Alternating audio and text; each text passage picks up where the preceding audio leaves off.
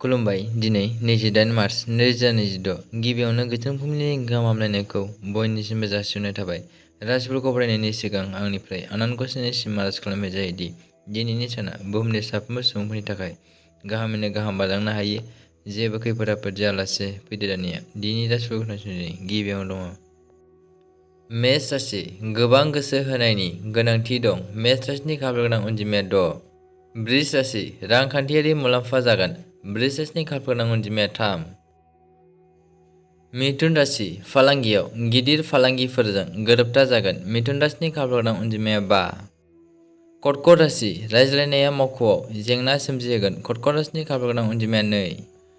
सिंह राशि गथ'फोरनि फारसे सांग्रांथि गैयै आखुआ खैफोद सोमजिहोनो हागौ। सिंह राशिनि खाफाल गोनां अनजिमाया 7।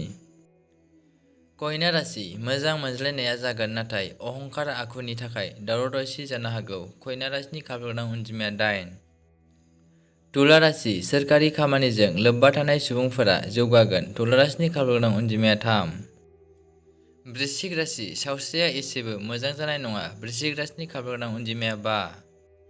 धनु राशि फंबायनि फारसेनिफ्राय राङारि मदद मोनगोन। धनु राशिनि खाफाल गोनां अनजिमाया 2।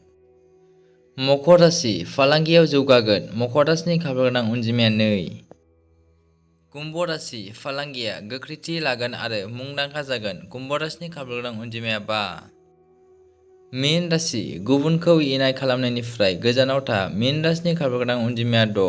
दिनै राशि फरायथिनाया एसेनोसै। गोजोन्थों।